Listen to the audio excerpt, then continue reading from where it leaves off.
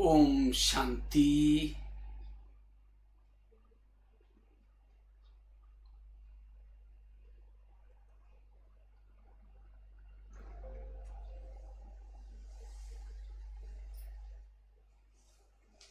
ओम शांति।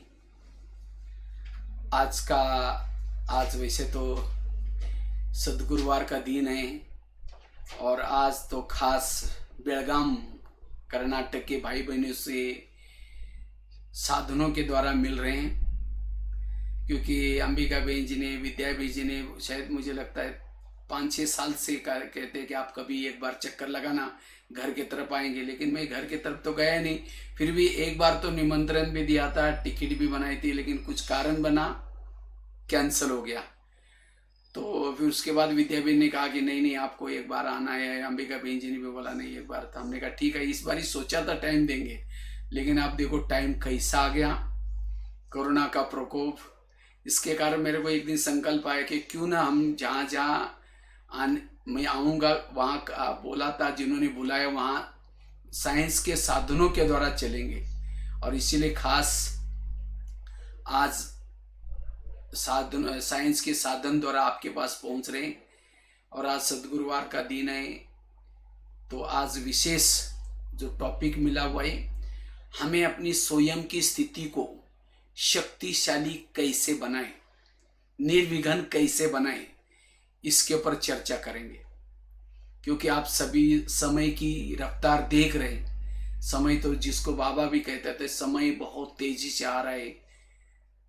अभी बाबा परम शिक्षक बन करके तुम्हें पढ़ा रहे, परम शिक्षक बन करके पढ़ा रहे हैं। उनकी बाबा की सुनो, नहीं तो एक समय आएगा, समय शिक्षक बन जाएगा।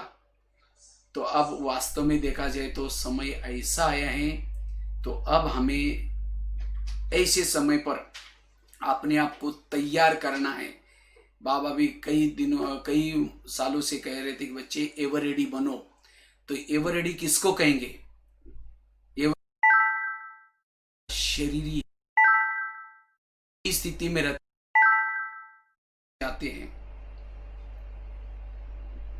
निरंतर आत्मिक स्थिति बनी रहती है, भी गुण और दैवी संस्कार आए हैं। कोई भी पुराना संस्कार हमारे पर अटैक न करता हो, उसको कहेंगे तैयार, संपन्न और संपूर्ण। अगर नहीं भी कुछ कमी कमजोरी रही भी है, तो अब हमें इस 2020 में जो भी अभी एक एक दिन पता नहीं कल क्या होने वाला है, आज ऐसी स्थिति है, तो ऐसे में हमें क्या करना है, अपनी स्थिति को पावरफुल बनाने का पुरुषार्थ करना है। अब हमें छोटी छोटी बातों में अपना समय व्यर्थ नहीं गंवाना है। और वैसे तो बाबा कहते हैं कि अपनी स्थिति तो बनाओ, लेकिन साथ में देवताई इस धरती पर आ जाए, इसके लिए वायुमंडल बनाने की भी सेवा करनी है। क्योंकि जब तक वायुमंडल प्रकृति पावन नहीं बनेगी, तब तक देवताई कैसे आएंगे। इसलिए अपनी स्थिति से, पावरफुल स्थिति से हमें संगम युग का भी आनंद लेना है। हमारे द्वापरिक से लेकर के जाने अनजाने जो भी कुछ विकर्म बने हैं, उसको भी हमें क्या करना है, खत्म करना है हिसाब किताब को। प्लस अपनी स्थिति ऐसी बनानी है, भक्तों को भी हमें सकाश देनी है। और भविष्य में आने वाला परिवर्तन का जो समय होगा, अभी तो एक कोरोना का प्रकोप आया है हमारे पास, आगे चल करके पता नहीं प्रकृति की तरफ से, अनेक इविल आत्माओं की तरफ से, हमारे स्वयं के जो संस्कार है, पुराने संस्कारों की तरफ से चारों ओर विघ्न आएंगे, समस्या आएंगी। लेकिन उसी समय हमारी स्थिति पावरफुल चाहिए। जितनी हमारी स्थिति हो अच्छी होगी, उन परीक्षाओं में हम पास हो सकेंगे। जिनकी स्थिति अच्छी है वो सदा खुश रहेंगे। जिनकी स्थिति पावरफुल है, एकाग्र रहेंगे, अनेक रोने वालों के आंखों के आंसू पोंछ सकेंगे। जिनकी स्थिति अवस्था अच्छी है, उसके इर्द गिर्द में दैवी गुण और दैवीय शक्तियां होगी। इसलिए अब हमें अपनी स्थिति को बनाना है। जितनी स्थिति पावरफुल होगी, कितना भी विघ्न आए, कितनी भी समस्याएं, पहाड़ जैसी समस्या वो राई के समान बना देगा, रुई के समान हल्की बना देगा। और ऐसे समय पर हमारे चलन और चेहरे से बाबा की प्रत्यक्षता होगी। लोगों को लगेगा चारों तरफ से समस्या है और ये व्यक्ति देखो हमें मदद कर रहा है, कितना खुश है, जरूर इनको कुछ मिला हुआ है। बाबा ने भी कहा था कई मुरलियों में, आगे चल करके बाबा के बच्चों का चेहरा यही म्यूजियम बनेगा। ज्ञान मुख से सुनाने की जरूरत नहीं, चेहरा देख करके, चलन देख करके लोगों को लगेगा इनको कुछ मिला हुआ है, परमात्मा की प्राप्ति हुई है। लेकिन वो चेहरा कब रहेगा? जब हमारी ऐसे विघ्नों में भी स्थिति पावरफुल है। इसलिए स्थिति अच्छी बनानी है, निर्विघ्न रहना है। जितना स्थिति अच्छी है सत्यों का पद ऊंचा मिलेगा। लेकिन चलते चलते ज्ञान मार्ग में हमारी स्थिति बिगड़ती क्यों? उसके क्या कारण है? कुछ एक 3-4 बातों के ऊपर चर्चा करेंगे, कारण और उसका निवारण। वास्तव में हमारी स्थिति बिगड़ने का पहला कारण है चलते चलते जब हम देह के भान में आ जाते हैं। जब देह भान में आ जाते स्थिति बिगड़ जाते हैं। इसीलिए बाबा हर मूल्य में कहता है बच्चे देही अभिमानी बनो, आत्माभिमानी बनो। जितना हम देही अभिमानी स्थिति में रहते हैं हमारी स्थिति अच्छी रहती है, क्योंकि देही अभिमानी स्थिति में रहने से हमें किसी की भी कमियां नजर नहीं आती, हर एक का पाठ अच्छा लगता है, हर एक के अंदर गुण ही गुण नजर आते। कब? जब हमारी देही अभिमानी आत्मिक स्थिति है, अशरीरी स्थिति है। जितनी हमारी आत्मिक स्थिति है, कर्मों में योग लगा रहेगा। रात को सोए है तो भी योगयुक्त अवस्था रहेगी, बैठ करके योग लगाएंगे तो भी अच्छा लगेगा। कब? जब हमारी देही अभिमानी स्थिति है। इतना ही नहीं, वाणी में बल आएगा, दृष्टि में बल आएगा। जब हमारी देही अभिमानी स्थिति है हमें अति इंद्रिय सुख मिलता है, और जिसको ये अति इंद्रिय सुख मिलता है वो सदा खुश रहेंगे। उनकी दृष्टि वृत्ति कहीं भी इस संसार में आकर्षित नहीं होगी, क्योंकि देही अभिमानी स्थिति से अतीन्द्रिय सुख मिलता है, और जिसको ये अतीन्द्रिय सुख मिलता है संसार विकार फीका लगेगा, बेहद के वैरागी बनेगी। उनकी बुद्धि यहाँ कहीं भी नहीं लगेगी, उपराम रहेगी, बाबा के पास रहेगी। इसीलिए बाबा हर मुरली में कहता है बच्चे आत्मा अभिमानी देही अभिमानी बनो, ये आत्मा का पाठ पक्का करो। जब हम देह के भान में आते हैं यहाँ का आकर्षण हो जाता है, स्थिति बिगड़ जाती है, यह ऐसा है, यह ऐसी है, कमी कमजोरियां नजर आती है, स्थिति बिगड़ जाती है। इसीलिए आत्मा का पाठ पक्का करना है। और जहां आत्मा का भान है, जैसे जिस घर में लाइट है वहां कोई भी भूत नहीं रहता। भूत कहाँ रहता है? जिस घर में लाइट नहीं है अंधेरा होता है। एक भूत दूसरा भूत, पूरा बंगला भूत बंगला बन जाता है। इसी तरह जितनी हमारी आत्मा का दीपक इस शरीर में जलता है उतना ये विकार रूपी भूत हमें टच भी नहीं करेंगे। काम क्रोध तब आते जब हम देह के भान में आते हैं। इसीलिए बाबा कहते बच्चे ये आत्मा का पाठ पक्का करो, आत्माभिमानी स्थिति में रहो, स्थिति अच्छी रहेगी। नहीं तो कभी जब हमारे पुराने संस्कार जागृत हो जाते, इतना दिन से ज्ञान में चल रहे, सेवा कर रहे, जब संस्कार जागृत होते फिर हम दिल शिकस्त हो जाते, ये क्या हो रहा है? जैसे मैं यहाँ आया था वैसा ही हूँ, मैंने इतना सिरा सेवा किया, मेरा लगता है कि हमारा सारा व्यर्थ गया। लेकिन नहीं, ये सब क्यों हो गया? क्योंकि हम देह भान में आए। इसलिए कोशिश करके हमें ये आत्मा के भान में रहने का पुरुषार्थ करना है। जब हम योग की तरफ ध्यान कम देते हैं तब देह भान जागृत हो जाता है। इसलिए आत्मा का पाठ, जितना देही अभिमानी स्थिति में रहते हैं हमारे अंदर सहन शक्ति आती है। इतना ही नहीं, सारे गुण और शक्तियां देही अभिमानी स्थिति वालों के, अशरीरी स्थिति में रहने वालों के इर्द गिर्द में दैवी गुण और दैवी शक्तियां रहेगी। और जिसके इर्द गिर्द में दैवी गुण और दैवी शक्ति है वो मास्टर सर्वशक्तिवान है, उसकी स्थिति अच्छी है। वास्तव में गुणों को धारण करने का पुरुषार्थ नहीं करना है, पुरुषार्थ करना ही अशरीरी बनने का, विधेयी बनने का। और जितना विधेयी अशरीरी रहेंगे उतना दैवी गुण और दैवी शक्ति अपने आप आ जाएगी। इसीलिए बाबा कहते हैं बच्चे ये स्वरूप में टिके रहो।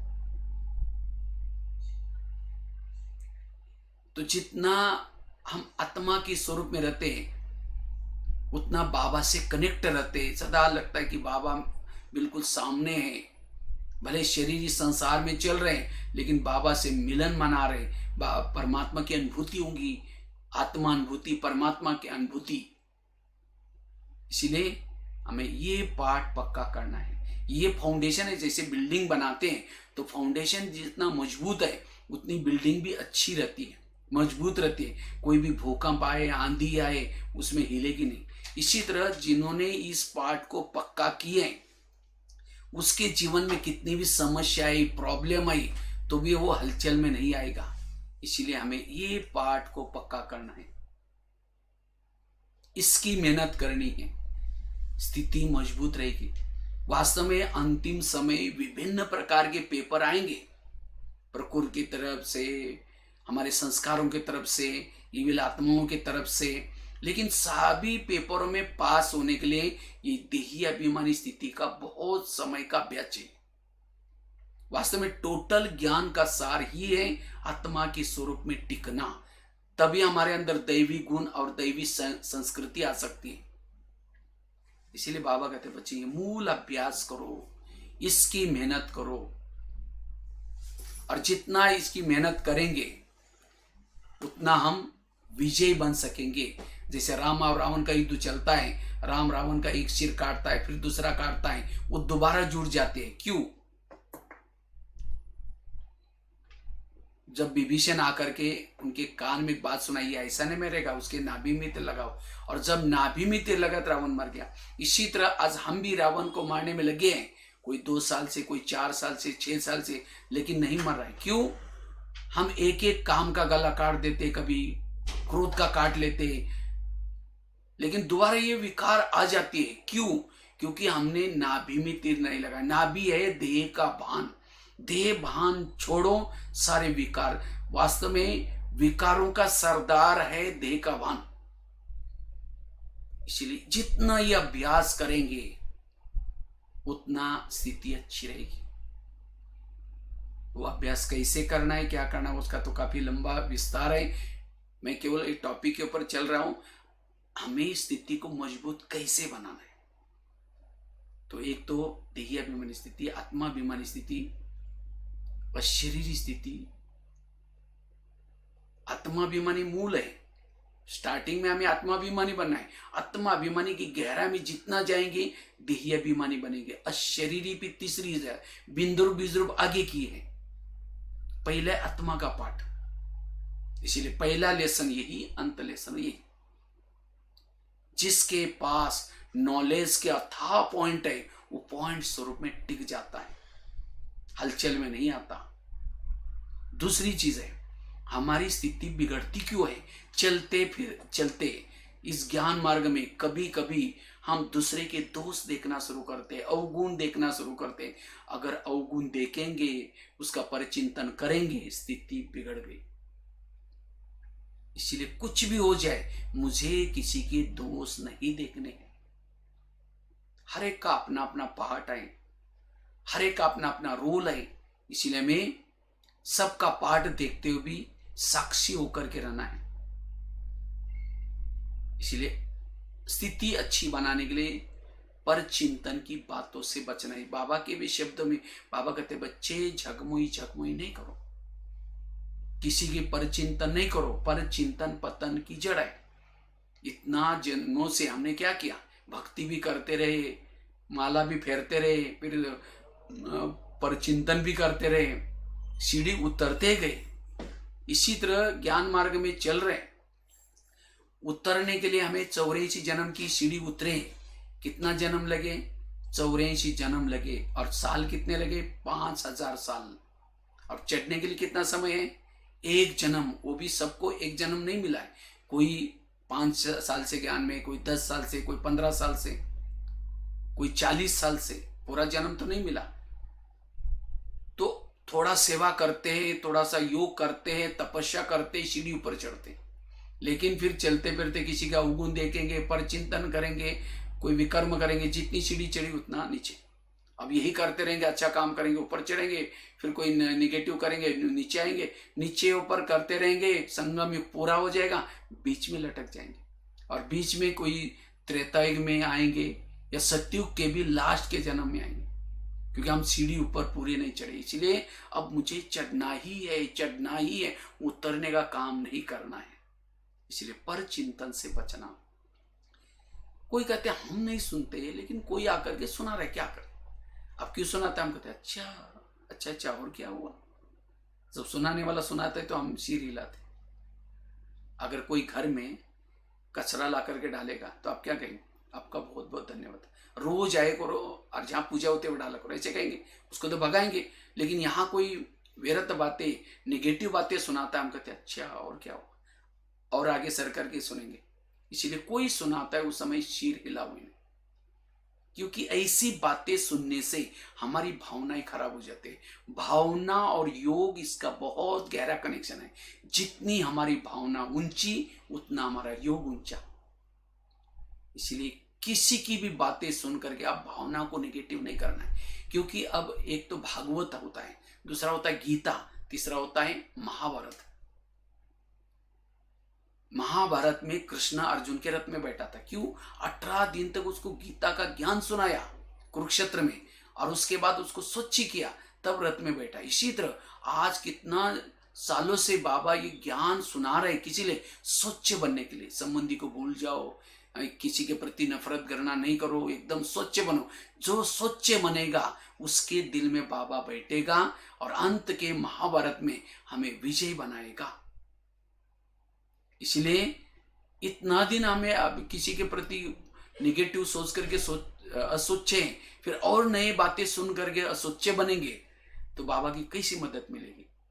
इसलिए अब हमें ऐसी व्यर्थ बातों से बचना है, क्योंकि इससे वायुमंडल खराब हो जाता है। कोई सेंटर की, कोई मधुवन की, इधर उधर की, और संगम युग का टाइम वेस्ट हो जाता है। क्योंकि जब ये बातें सुनते, एक म्यान में एक ही तलवार रह सकती है, चाहे परचिंतन चलेगा या फिर ज्ञान का चिंतन चलेगा। अगर हम परचिंतन की बातें सुनते हैं तो मुरली की जो सुनी हुई बातों का चिंतन नहीं चलेगा। जब मुरली का बातों का चिंतन नहीं चलेगा, तब जाकर के फिर स्थिति बिगड़ जाती है। नेगेटिव बातों से खुशी नहीं रहेगी, आत्मिक स्थिति नहीं रहेगी। अब किसी के घर में जाओ, उनके बच्चे भी बैठे हैं, बाप भी बैठा है, बच्चों को कहेगा बच्चा ठीक नहीं, तो ये ऐसा है वैसा है, और बाप को कहेंगे आप बहुत अच्छे, आप कितने अच्छे हैं। बाप कहेगा तुम यहाँ से पहले चले जाओ, तुमने मेरे बच्चों की खिलानी की। इसी तरह सारा दिन कहेंगे मेरी बहन ऐसे, वो भाई ऐसे, वो ऐसा है, और शाम को योग में बैठेंगे, मीठे बाबा, प्यारे बाबा। बाबा कहेगा तुम यहाँ से जाओ। हाँ, क्यों? जिसको बाबा कहते हैं मीठे बच्चे, प्यारे बच्चे, क्योंकि प्यार दोनों तरफ से होता है। हम कहेंगे बाबा और बाबा कहेंगे बच्चे। लेकिन कई कहते हैं हम योग में तो बैठते हैं, लेकिन सामने से बाबा का प्यार अनुभव नहीं होता। अगर नहीं होता तो जरूर मेरे से कुछ गलती हुई है। इसलिए मुझे किसी का दोष नहीं देखने हैं, पर चिंतन नहीं करने। मेरा ठेका है मुझे बदलने का, बाकी औरों को बदलने का ठेका बाबा का है, परमात्मा का है, वो मेरा ठेका नहीं है। इसलिए सोचिंतन, जितना सोचिंतन करेंगे परमात्मा विकर्म विनाश होंगे। अगर किसी के दोष देखेंगे कि ब्राह्मण परिवार से दूर हो जाएंगे, ज्ञान से दूर हो जाएंगे। बाबा कभी कहते हैं मेरे अच्छे अच्छे बच्चे थे, बहुत अच्छे थे, योग लगाते थे, सेवा करते थे, लेकिन आज वो है ही नहीं, चले गए। क्यों गए? क्योंकि उन्होंने यहाँ किसी के दोष देखे। मैं कई बार एक बहुत सुंदर घटना सुनाता रहता हूँ, बड़ी अच्छी है, क्योंकि वर्तमान समय इसकी जरूरत है। एक सत्संग चलता था, उस सत्संग में बहुत सारे लोग आते थे।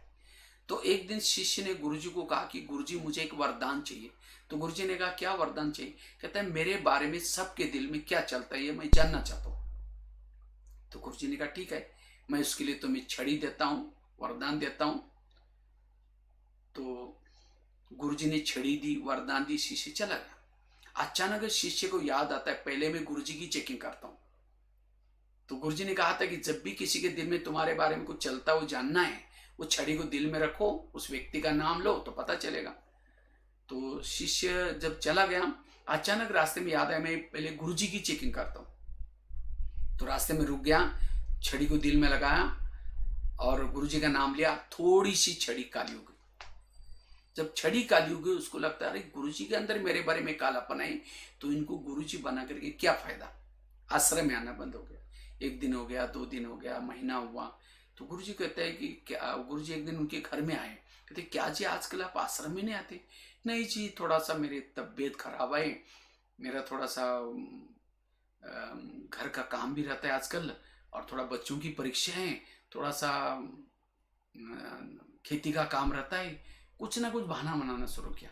गुरुजी ने कहा आप 6 साल से आश्रम में आते थे, आंधी आए तूफान आए, कुछ भी इतनी लगन से सेवा करते थे, सबसे आगे आकर के बैठते थे, अभी क्या हुआ। नहीं जी, नहीं जरूर कुछ बात है। कहा कि गुरुजी आपके अंदर मेरे बारे में कालापन है, जो छेड़ी दिया था ना उसे मैंने देख लिया। गुरुजी ने कहा अच्छा ये बात है, आपने देखा कि आपके अंदर औरों के बारे में कितना कालापन है। कहा कि नहीं देखो। शिष्य ने छड़ी को दिल में रखा, अपना नाम लिया खुद का, पूरी छड़ी काली हो गई। गुरु की तो थोड़ी काली थी, लेकिन उसकी पूरी काली, अपनी काली देकर के शर्म आई, सिर झुकाए। गुरुजी ने कहा कोई बात नहीं, मैं जब आश्रम में आया था मेरी छड़ी पूरी काली थी, लेकिन मैंने तपस्या करते सेवा करते, अभी इतनी बच्ची वो तो मैं कर ही रहा हूं, लेकिन तुम मेरे को देकर के आश्रम में नहीं आओगे, जो तुम्हारी सफेद बन रही वो भी काली हो जाएगी। फिर वो शिष्य गुरुजी को हाथ जोड़ के कहते गुरुजी मैं कितना भूल करने चाह रहा था। गुरुजी ने कहा कोई बात नहीं, दोबारा फिर चालू करो, आया करो, बड़ों की कमजोरी आज से कभी नहीं देखना। ये कहानी किसी और की नहीं, हमारी अपनी कहानी है। तो हम जब शुरू शुरू में ज्ञान में आते हैं, लगन से आते हैं, एक बाबा की सेवा में कोई पता नहीं चलता, बस यहाँ आएंगे लगन से भावना से आएंगे, बहुत अच्छा अनुभव करेंगे। लेकिन जैसे नज़दीक आते हैं कहेंगे यहाँ जो पैसे देते हैं ना उसको ज़्यादा आगे करते हैं, वो बहन जी ऐसे है, फिर भाई जी ऐसा है, फिर मधुबन की कोई कमी कमजोरी कुछ ना कुछ देखेंगे, भावना को कम करें। भावना और योग इसका कनेक्शन है। इसलिए जो कोई मधुबन की, सेंटर की, बहनों की, कोई जिज्ञासु की, इतना ही नहीं लौकिक में भी अगर किसी की बातें सुनाता है, भावना खराब करता है, उससे हमारा स्थिति बिगड़ती। नथिंग न्यू, ये ड्रामा है, हर एक को अपना अपना स्क्रिप्ट मिला हुआ है। ये बाबा ने सारा ज्ञान किसी लिए दिया है ताकि विरत चिंतन बंद हो जाए। जब विरत से मुक्त बनेंगे तब जाकर के हम अपनी स्थिति को जमा सकते हैं, पावरफुल बना सकते हैं। इसलिए स्थिति बिगड़ने का कारण है पर चिंतन और पर दर्शन। तो आज वैसे तो सदगुरुवार है, तो आज के दिन हम संकल्प लेंगे प्यारे बाबा, संगम युग चल रहा है, चारों तरफ से विनाश के बादल छाए हुए, इसीलिए अब मैं अपना टाइम इन बातों में नहीं गंवाऊंगा। मैं आज बाबा ने मुझे जिंदा रखा है किसी लिए, वो देखता है कि बच्चे के जीवन भाग्य में कुछ अभी तो इतना जो करना चाहिए उतना नहीं है, इसीलिए आज का दिन इसको रखता हूँ। लेकिन आज मुझे बाबा ने जिंदा रखा, उसको मैंने परचिंतन में गवाया, औरों को देखने में, इधर उधर करने में, तो बाबा भी उसका भी हिसाब लेगा। इसलिए अब मुझे व्यर्थों से मुक्त बनना है। अगर कोई सुनाता है सिर हिला करके हाँ जी नहीं करना है, संग दोष से बचना है। सबके लिए भावना, एक व्यक्ति के प्रति भी अगर हमारी भावनाएं निगेटिव है, निगेटिव भावना दीवार बन जाती है, और उस दीवार से हमारे ना वाइब्रेशन जाएगा ना वायुमंडल जाएगा, और ही खराब वायुमंडल जाएगा। इसीलिए हर एक का अपना अपना पार्ट है, इसीलिए मुझे किसी का परचिंतन, ऐसी बातों का चिंतन करने से बुद्धि के ऊपर धूल आती है, इससे बचना। तीसरी बात है स्थिति बिगड़ती क्यों है, निगेटिव सोच, व्यर्थ सोच।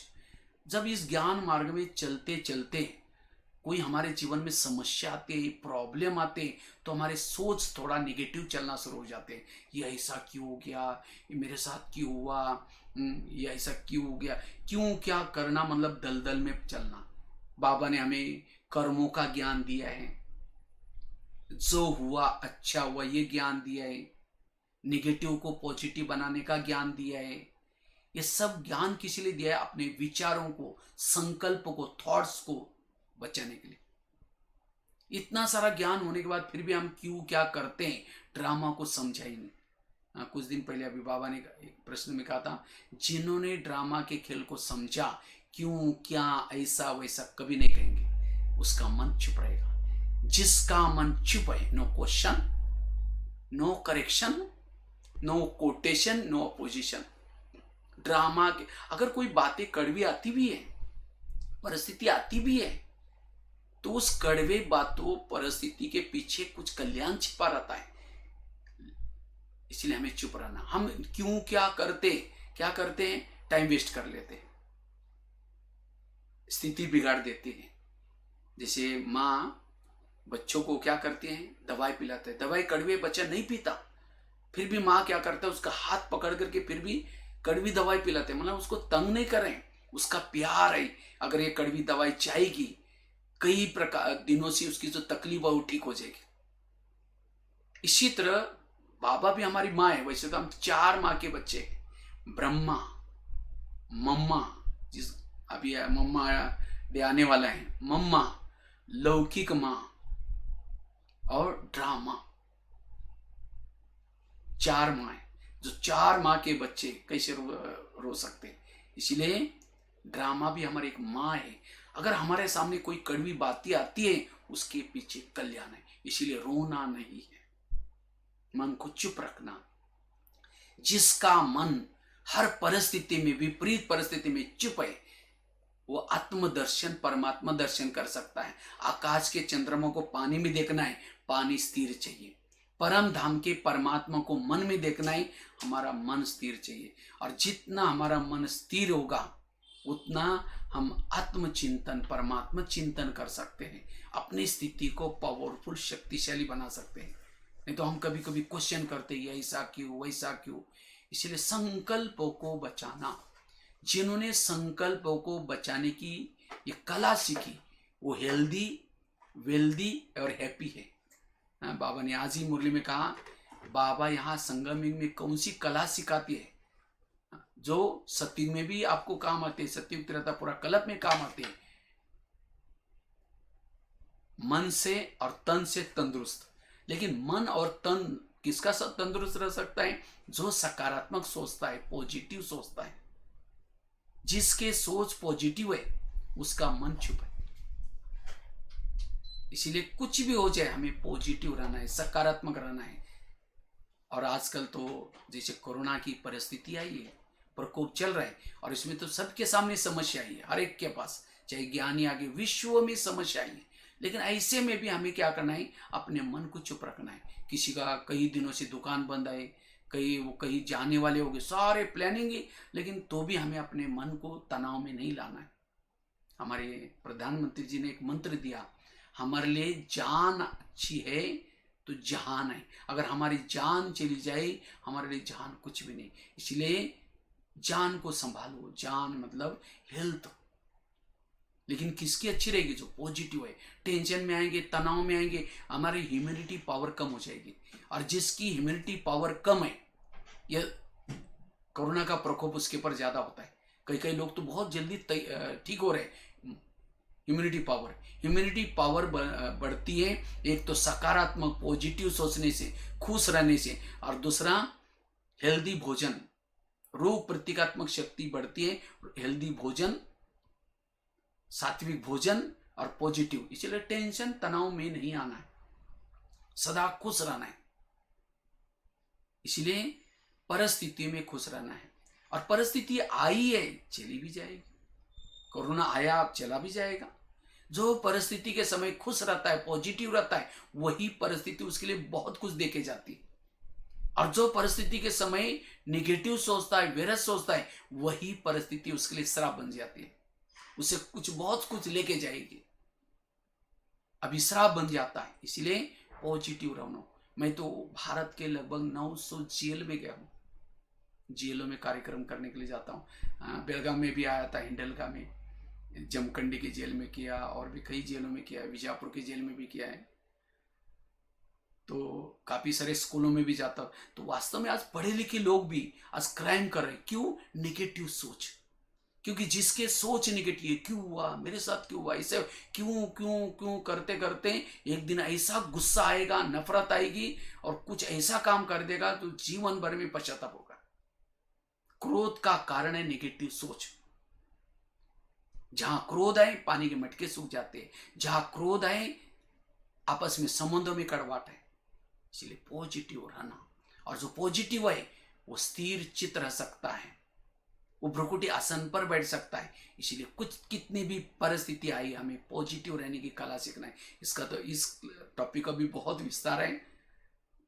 पॉजिटिव लाइफस्टाइल कैसे बनाए वो कभी हम लोग इसके बारे में, जो बाहर वाले भी जिन्होंने ज्ञान नहीं लिया वो भी सुन सकते हैं, कभी इसके बारे में कभी चर्चा करेंगे बाद में। तो कहने का मतलब स्थिति बिगड़ने का कारण है नेगेटिव सोच। कई कहते हैं मैं इसके रास्ते में कभी जाता नहीं, मैंने इसका कुछ बिगाड़ा नहीं, फिर भी ये मेरे साथ ऐसा क्यों करता है। ऊपर भी दे करके कि भगवान तुमने भी आंखें बंद किया क्या। टाली कभी एक हाथ से नहीं बसती, टाली के लिए दो हाथ चाहिए। अगर कोई व्यक्ति मेरे साथ ऐसा वैसा करता है इसका मतलब मैंने भी कभी किया है। हाँ, एक बहुत बड़ी संसार की सीक्रेट बात है, आपके आसपास के जो भी लोग हैं, कोई आपको देने के लिए है, कोई आपसे लेने के लिए। और जिन्होंने इस लेने देने की कला को सीख लिया वो पॉजिटिव रहेंगे। इसलिए परिस्थिति को पॉजिटिव। अब समझो चलते चलते किसी ने गाली दी तो क्या सोचो, अच्छा इसका भी बहुत दिन का बाकी था। या निगेटिव को पॉजिटिव में लाओ, गाली नहीं दी, मेरे पर गुलाब का फूल डाल दिया। जो संगम युग में गाली देगा वही द्वापर कलयुग में आपकी मूर्ति के सामने रोज गुलाब का फूल डाल कर जाएगा। तो भगत चाहिए नहीं चाहिए।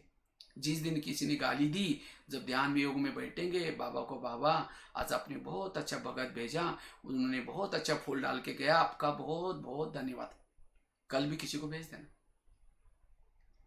पॉजिटिव सोचने से सहन शक्ति आती है, और सहन शक्ति जिसके पास है उसकी स्थिति अच्छी है। निगेटिव को पॉजिटिव। आप वैसे तो महाराष्ट्र के बॉर्डर पर रहते हैं। महाराष्ट्र में एक संत तुकाराम महाराज, नाम सुना होगा। तुकाराम महाराज बहुत भक्ति करते थे, लोगों ने उसको मना किया तब भी छोड़ा नहीं। तो एक दिन सभी लोगों ने पकड़ करके उस संत के गले में सब्जी की माला पहना दी। बैंगन, टमाटर, आलू, मटर, मिर्ची, मुंह काला किया, बाल उतर करके हल्दी लगाई, गधे पर बिठाया, गली गली में घुमाया। इतना नहीं, घर के सामने लाया, पत्नी को बुलाया। जब उसकी पत्नी देखते मेरे पति के साथ ऐसा किया, सबको गाली देते। जब गाली देते तुकाराम महाराज जो गधे पर बैठे थे सब्जी की माला दिखा करके कहते इनको गाली क्यों दे रहे, ये लोगों ने अपने लिए 8 दिन के लिए सब्जी ला कर दिए। नेगेटिव को पॉजिटिव। और कहा इनको गाली मत देना। जब मेरी शादी हुई थी उस समय बारात नहीं निकली थी, आज ये लोगों ने मेरी पूरी बारात निकाल करके लाई। और कहा इनको गाली मत देना। मेरे सिर में कई दिनों से फोड़े हो गए थे, मैंने बहुत दवाई पानी करने की कोशिश की लेकिन ठीक नहीं हुआ। आज ये लोगों ने मेरे बाल उतर करके हल्दी लगा। हल्दी तो ये एंटीबायोटिक का काम करता है, वो ठीक हो जाएगा। और मैंने बहुत दिनों से गांव नहीं देखा था, गांव घूम के आया। परिस्थिति को पॉजिटिव बनाया, ये बहुत बड़ी कला है। लेकिन कौन बना सकता है, जिसके सोच पॉजिटिव है। इसलिए पॉजिटिव बनना, संकल्पों को बचाना, स्थिति अच्छी बनेगी। 3 बातें बताएं। स्थिति बिगड़ती क्यों है, देह भान में आने से। स्थिति बिगड़ती क्यों है, परचिंतन करने से। तीसरी बात बताइए, स्थिति बिगड़ती क्यों है, निगेटिव वेरस सोचने से। चौथी बात है, हमारी अवस्था चलते फिरते क्यों बिगड़ती है कभी कभी, उसका कारण है हमारे ही स्वयं की कर्म इंद्रिया। हमारे जीवन में विघ्न कोई और नहीं लाता, हमारी खुद की कर्म इंद्रिया हमारे जीवन में विघ्न लाते। अगर घर का ही कोई भेदी बना हुआ है, अगर बॉर्डर का ही कोई दुश्मन से मिला हुआ है, देश की क्या हालत होगी। इसी तरह आज हमारे जीवन में जो प्रॉब्लम आते हैं उसका मूल कारण है हमारी खुद की कर्म इंद्रिया। इसीलिए बाबा ने कहा कि चैरिटी बिगिंस एट होम। आप अपने घर को ठीक करो। घर मतलब लौकिक घर नहीं, कौन सा घर, शरीर आत्मा का घर है, इसको ठीक करना है। तो क्या हमारे घर के सब ज्ञान में चलते, कान ज्ञान में चलता है, आंखें ज्ञान में चलते हैं, मुंह ज्ञान में चलता है। कभी इनका कोर्स कराना है। आंखों को समझाओ, यहाँ के इस सृष्टि पर परमात्मा आया है, सत्युग आने वाला है, तो इसीलिए यहाँ के तुम अभी इन विकारों को छोड़ो, बुराई को छोड़ो। अगर आंखें ज्ञान में चलती, इंटरनेट की और चीज गलत चीजें क्यों सुनती? अब जब आंखें ज्ञान ज्ञान में चलती तो योग लगाते, बंद ना होती, बाबा को देखती रहती अब पलक। अगर कान ज्ञान में चलता तो विरत क्यों सुनता? इसीलिए घर को सुधारना है हमें, और जो इस घर को सुधारेगा उसकी एक एक इंद्रिय ज्ञान में चलेगी, गलतियां नहीं होगी। हमारी गलतियों का मूल कारण है कर्मेंद्र। विकार कहीं बाहर से नहीं आए, हमारे ही कर्मेंद्र के द्वारा आए। भारत में अंग्रेज घुसे थे, कहां से घुसे थे? भारत में नवाबों का शासन था, बंगाल का नवाब, बिहार का नवाब, सूरत का नवाब। अंग्रेज आए, नवाबों के साथ दोस्ती की और धीरे धीरे दिल्ली के ऊपर अटैक किया, भारत गुलाम हो गया। इसी तरह शरीर भी हमारा एक देश है, इंडिया है, भ्रुकुटी में आत्मा राजा रहता है, और इस शरीर रूपी देश में कई नवाब है, कान मुंह काम, अपना अपना शासन है, अपने मनमर्जी से चल रहे। तो माया रूपी अंग्रेज आते हैं, काम क्रोध आते हैं, उनसे दोस्ती करते हैं, आंखों के साथ, कान के साथ, मुंह के साथ, और इस शरीर में अटैक किया। और अब हमारा ये शरीर रूपी देश गुलाम है विकारों के। अब क्या करे जो हमें इसे गुलामी से स्वतंत्र करना है? भारत को गुलामी से स्वतंत्र बनाने के लिए क्या किया? जनता को जागृत किया, जगह जगह पर सभा लगाई, जालियनवाला बाग, अखबार निकाले। मुझे लगता है गणपति उत्सव तब से चालू हुआ, ताकि जनता एकत्र हो जाए और स्वतंत्र के बारे में सोचे। तो इसी तरह हमें भी क्या करना है? रोज अपनी इंद्रियों से बातें करनी। नहीं तो कहते हैं अंधेरी नगरी चौपट राजा, टकेसरबाजी टकेसर काजा, नगरी में जो चाहे हो रहा है। ये है सो परिवर्तन। सो परिवर्तन करना मतलब ब्याज पहन लिया, सफेद ड्रेस पहन लिया, नहीं तो जैसे कहते हैं ना, अंधा पीस रहा है और कुत्ता बैठ करके खा रहा है। इसी तरह आज हम पुरुषार्थ करें, योग लगा रहे, अमृत वेला उठ रहे, मेहनत कर रहे, सेवा कर रहे, और कर्मेंद्र सारा दिन क्या कर रहे? जितना कमाए वो विरत दे करके, विरत सुन करके कमा रहे। हम तो सोच रहे हम बहुत कुछ कर रहे, लेकिन जमा कुछ भी नहीं। इसीलिए इनके ऊपर ध्यान। जैसे आजकल के मम्मी पापा काम धंधे में इतना व्यस्त हो गए, बच्चा कहाँ जा रहा है, किसके संग में जा रहे हैं, क्या देख रहे हैं, उनको पूछने का टाइम ही नहीं है। जब बच्चा गलत काम करता है, संस्कार गलत बन जाते हैं, आंखें खुल जाती है, क्या किया है बच्चे ने।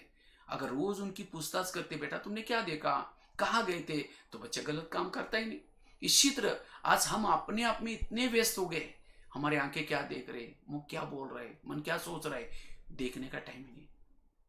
इसीलिए ये है परिवर्तन, इससे स्थिति बिगड़ती। इस युद्ध क्षेत्र में अकेला आत्मा ज्ञान में चल रहे, विजय नहीं बनेंगे। अगर विजय बनना है, इन इंद्रियों का सहयोग चाहिए। हर इंद्रिया कहे कि माया गो बैक। जब हर भारतवासियों ने कहा अंग्रेजों go back, Simon go back, चले गए। इसी तरह अब होता क्या है? आत्मा कहते हैं माया गो, नहीं तुम नहीं आना, कान कहता है और क्या हुआ? आंखें फर्स्ट क्लास, हाँ, कोई इंटरनेट की, व्हाट्सएप की गलत चीजें देखते हैं, झपकती भी नहीं है। रात को कितना बजे भी, घंटों तक बैठे और थोड़ा योग में बैठे, बंद। इसलिए इनसे बातें करना। आजकल लॉकडाउन चल रहा है, लॉकडाउन में कहते हैं घर में रहो, परिवार के साथ रहो, कुछ दिन परिवार के साथ बिताओ, मुंह में मास्क पहन करके रखो, सैनिटाइज करो। इसी तरह हमें भी संगम युग में इस घर में रह करके अपने घर की चेकिंग करनी है, इनसे बातें करनी है, प्यार करना है कर्मेंद्र से। हे कान तुम कितने अच्छे हो, मुझे कान तो बहुत मिले, लेकिन संगम में तुम्हारे जैसे कान नहीं मिले, क्योंकि तुम्हारे द्वारा मैंने सत्यम शिवम सुंदरम की वो महावाक्य सुनता हूँ, ईश्वरी महावाक्य सुनता हूँ, और इसीलिए मेरा तुम्हारे पर बहुत विश्वास है, और मैंने इसीलिए बॉर्डर पर रखा है। कान का है बॉर्डर, लेकिन मैंने तो तुम्हारे पर विश्वास रखा, तुम मुझे धोखा देते हो, मुझे तो पता नहीं था।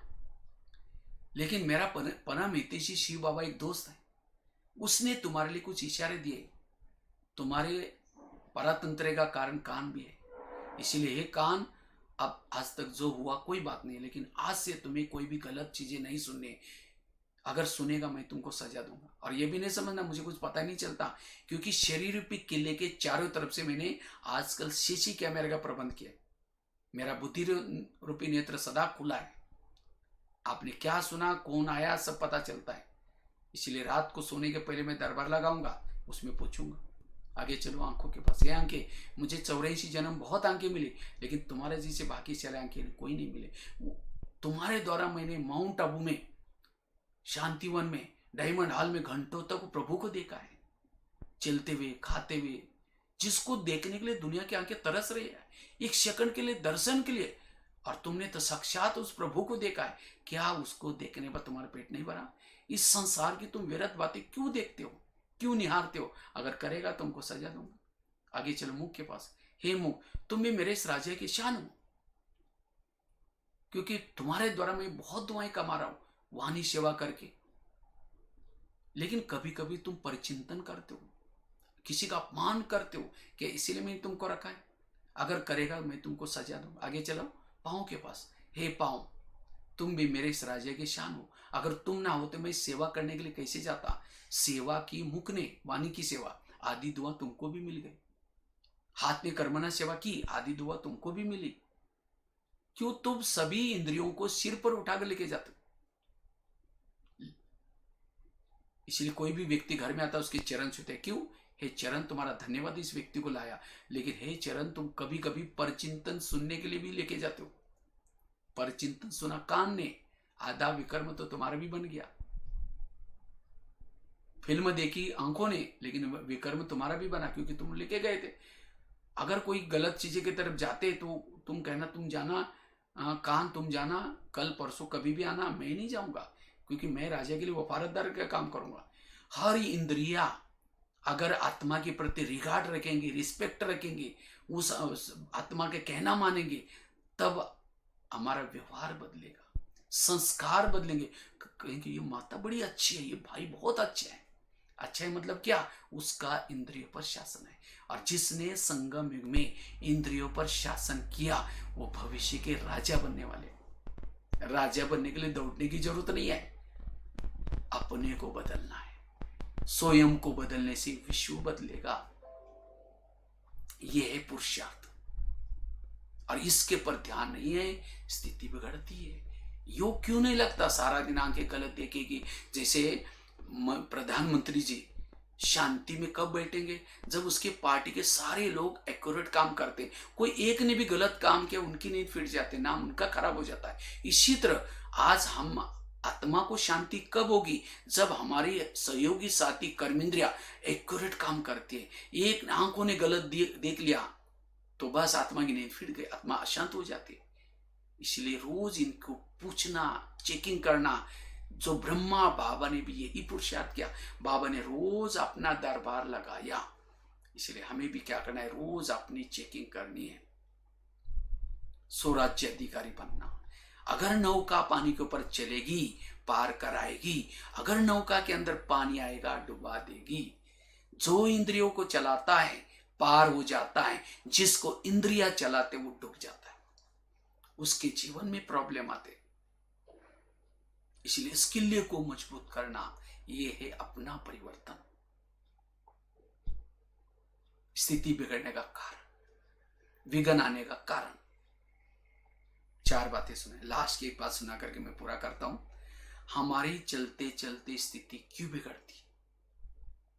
उसका कारण है योग की कमी। कई तो योग करते भी हैं, लेकिन केवल नेमिनाथ बन करके बाबा के कमरे में बैठना या बैठना नहीं, विधि से योग करना। योग करने के बाद मेरी आत्मा की बैटरी चार्ज हो जाए। जैसे मोबाइल को चार्जिंग में लगाते, मोबाइल को चार्जिंग में तो लगाया, लेकिन उसकी तारे डाली नहीं, तो चार्जिंग कैसा होगा? इसी तरह हमें भी बाबा से योग लगाना मतलब मन बुद्धि परमधाम में लगाना। क्योंकि हमारा योग है बुद्धि का। हमारी योग में कभी आत्मा बॉडी से निकल करके ऊपर नहीं जाती। कहीं तो विजन बनाते, मैं आत्मा शरीर से निकल करके जा रही हूँ, शरीर, आत्मा शरीर से नहीं जाती। जैसे मोबाइल जब चार्जिंग रहता है उस समय कोई बैटरी निकल करके प्लग में जाकर के घुसती नहीं, तारे जाती है। क्योंकि जब तक बुद्धि ध्यान परमात्मा में नहीं जाता, तब तक वो परमात्मा का जो शक्ति, पावर, करंट हमारे आत्मा में नहीं आता। इसलिए सारा ये ज्ञान किस लिए है? सारा दिन हमारी बुद्धि किसी भी व्यक्ति के तरफ, कोई भी कारोबार के तरफ, कोई भी बातों में, सेवा में प्रभावित न हो जाए। क्योंकि जहां बुद्धि प्रभाव में है वही जाती है योग में। जब बुद्धि चली गई, जिसका इलाज ही करना है, जो करंट ही आने वाला है, जैसे कोई पेशेंट का इलाज करना है, डॉक्टर के पास लेके गए, लेकिन पेशेंट तो भाग गया और उसके बाजू साथ वाले गए, वो कहेंगे पेशेंट का है, वो तो भाग गया, अब इलाज कैसा होगा। इसी तरह हमारा ध्यान तो परमात्मा में नहीं है, शरीर जाकर बाबा कमरे में बैठा हुआ है, तो ताकत कैसे आएगी। इसीलिए मन बुद्धि जाए, जब बुद्धि जाएगी तब जाकर के मन जाएगा, और जिसका मन और बुद्धि परमात्मा से कनेक्ट है उससे अंदर सोल कॉन्शियस स्थिति बनेगी, आत्मिक स्थिति बनेगी। इसीलिए योग में लेकिन बुद्धि क्यों नहीं जाती। जैसे कैमरा होता है, कैमरा जब चालू करते हैं, रिकॉर्डिंग चालू करते हैं, उसका लेंस खुल जाता है, रिकॉर्डिंग बंद है, लेंस बंद है, क्योंकि वो कैमरे के ऊपर अगर कोई दाग लग जाएगा, धूल आ जाएगी, उतना रिकॉर्डिंग खराब हो जाएगी, वो स्पष्ट नहीं आएगी। इसी तरह हमारा बुद्धि भी एक कैमरा है, लेंस है, और वो लेंस व्यर्थ बातों को देखने में इधर उधर नहीं लगाना है, उसको बंद रखना है। इसीलिए बाबा क्यों कहते हैं, बच्चे कर्म करते समय भी तुम्हारा बुद्धि का कैमरा मेरे तरफ लगा रहे, कर्मों में भी योग युक्त रहे। अब कर्मों में हम बुद्धि से यहाँ की बातों को देख रहे हैं, और उस समय जब योग में बैठेंगे, लाल लाइट चल रहा है, गीत बज रहे हैं, शुरू करेंगे मैं आत्मा हूँ, शांत स्वरूप, फिर कहेंगे मेरे उन्होंने क्यों बोला, फिर कहेंगे ठीक है मैं आत्मा हूँ, फिर कहेंगे 15 दिन पहले तो बोला था, फिर कहेंगे ठीक है मैं आत्मा, फिर कहेंगे सबके बीच में क्यों बोला। योग के बजाय वही बातें चले। इसलिए मेरा योग पावरफुल लगे, और खास तो अमृत वेला का योग बहुत महत्व का है, स्थिति पावरफुल बनाना है। सवेरे सवेरे अमृत वेला का योग, और क्लास के पहले भी योग करना है, और साथ में ईश्वरीय महावाक्य सुनना है। जो 8 बजे तक इन तीन चीजों पर ध्यान रखता है उसकी स्थिति पावरफुल होती है। इन 3 चीजों से आत्मिक स्थिति बनती है, हम चार्ज हो जाते हैं। इसलिए अभी तो चलो सेंटर पर तो नहीं जाते, लॉकडाउन है, लेकिन जैसे सेंटर खुलेंगे हमें सबको जा करके संगठन में मुरली सुननी है।